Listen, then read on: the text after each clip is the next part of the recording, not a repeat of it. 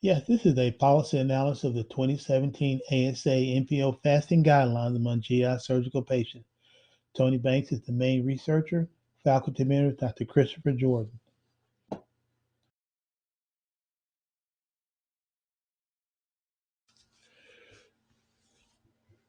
Yes, the inspiration for this project was my mother, who was an 85-year-old lady, who was diagnosed with cancer and needed to have a peg tube placed. She had already been NPO, nothing in my mouth for gallbladder surgery, and now would not be allowed anything further until after the peg tube placed the next day.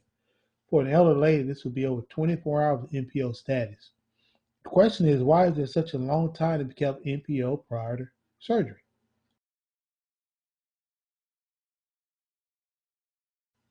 The primary purpose of the fasting guidelines is to improve the quality and efficacy of anesthesia being provided to the patient. Its principal mission is to reduce or eliminate perioperative pulmonary aspiration during the pre or post-operative period. It's based on two main principles discovered in research. The ingested material must be clear without particulates, and it must not be within the 2 hours of the procedure.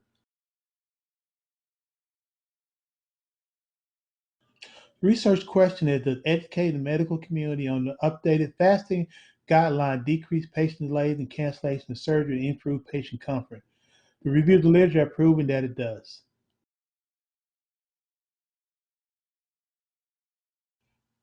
In all, 499 patients were included in the study.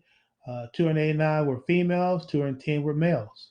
The average age of the patient were classified in four classes: young, middle age, elderly, geriatric. The average age is 60 years old. The majority of patients, 40.5%, were elderly patients, followed closely by the geriatric, 39.7%, followed by the middle age, and lastly by the young patients.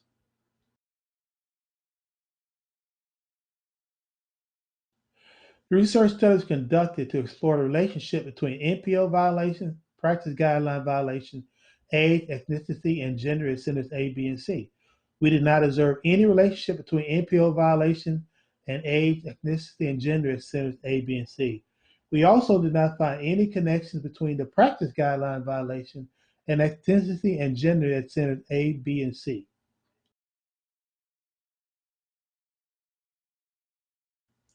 However, we found that there was an association between the practice guideline violation and age of center B. In other words, the practice guideline based on their age, that is, age played a role in the violation of practice guideline at center B. To confirm this, we computed some correlation between the raw scores of age and time.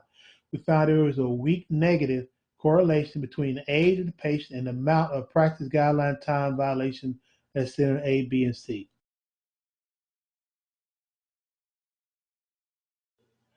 For the NPO time violation age, there's a very weak negative correlation to centers A, B, and C.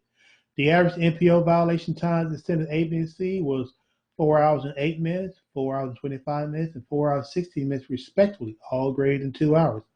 So, on average, there was no NPO violation at center A, B, and C. The average time for practice guideline violations at centers A, B, and C was 5 hours and 38 minutes, 5 hours and 54 minutes, and 5 hours and 31 minutes, respectively. The financial implications of the study is directly related to the number of cases that are delayed or canceled. The facility had 20 cases canceled last year due to NPO violation. They were canceled due to ingestion of substance requiring 60 more hours of additional NPO time. Broken down into quarters, it was 7 cases, 2 cases, 5 cases, and 6 cases, respectively.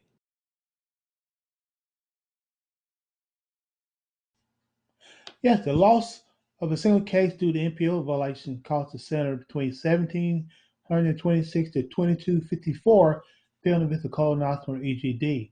If it's a self-pay patient, 1,075 to 1,482, depending on type of case. Total case for the loss of 20 patients, 34,520 to $45,080 if the patient had private insurance versus 21,500 to 29,640 if it's self-pay, or $238.58 per hour that staff went over.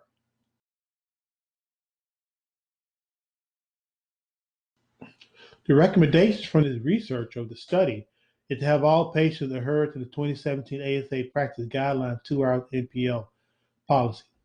This would still allow the 3-hour NPO window set forth by the facility anesthesia profession, as demonstrated by the research study. By enabling the policy change, you can theoretically decrease, on average, the NPO time from 1 hour at all 3 centers from 4 hours to 3 hours, thus achieving the 3-hour window sought after by the anesthesia staff. There would also be a theoretical decrease in the practice guideline recommendation at all 3 centers from 5 hours to 4 hours, once again achieving the goal of 3 hours set forth by your anesthesia team before the surgical procedure.